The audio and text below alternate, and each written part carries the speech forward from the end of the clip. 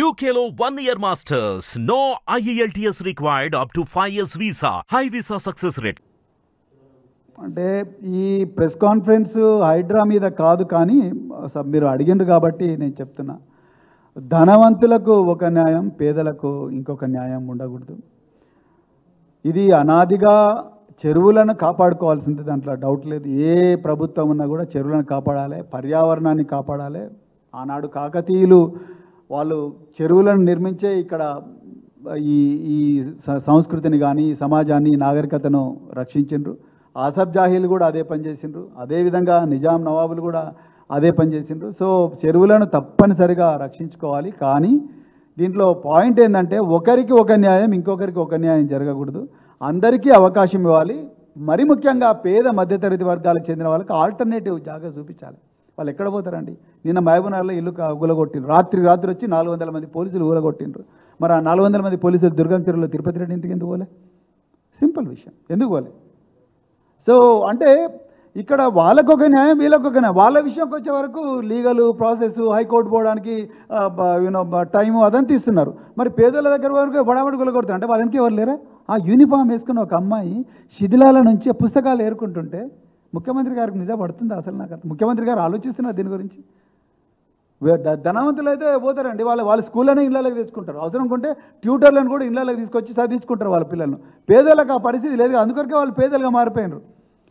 Uniform వేసుకున్న అమ్మాయి పుస్తకాలు ఏరుకుంటుంటే ఎట్లా చూస్తాను? వాళ్ళ పరిస్థితి ఎందుకు వచ్చింది అసలు? వాళ్ళు వచ్చి ప్రభుత్వ స్థలాల్లో భూములు వేసుకునే పరిస్థితి ఎందుకు వచ్చింది?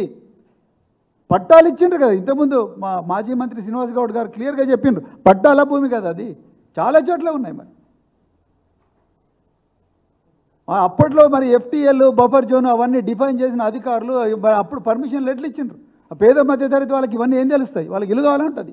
బతుకు తెరువు కోసం పట్టణ ప్రాంతాలకు వస్తారు. ఇప్పుడు దేవరకొండలో బతుకు తెరువు దొరికితే సింగరేణి కాలనీకి వచ్చి ఎందుకు బతుకుతారు బంజారా సోదరులు? సింపుల్ విషయం.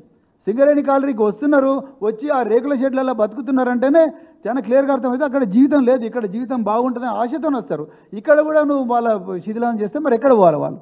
Then show the alternative land, show the alternative space to live, then show them alternative accommodation, and then show them alternative comfort. Then treat them as if they are your own brothers and sisters.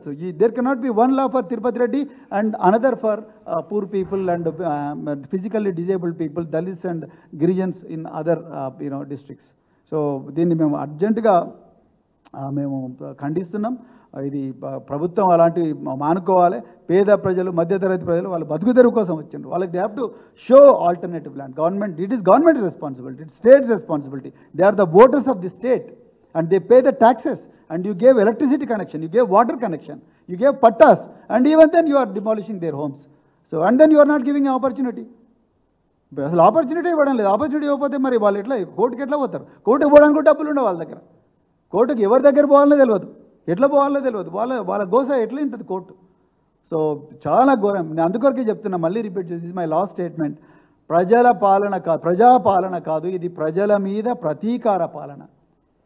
ప్రజల మీద ప్రతీకార పాలన జరుగుతూ ఉన్నది. అర్జెంటుగా ప్రభుత్వం మానుకోకపోతే మాత్రం పెద్ద విప్లవం వస్తుంది తెలంగాణలో. సో ఇదే మేము చెప్పాలనుకున్నాం. Thank you very much. Hit TV app ని డౌన్లోడ్ చేసుకోండి. ఇందులో short news, live news, entertainment movies అన్ని అవైలబుల్ గా ఉన్నాయి. Please download Hit TV app. Hit TV app. Hit TV యాప్ని ఫ్రీగా డౌన్లోడ్ చేసుకోండి.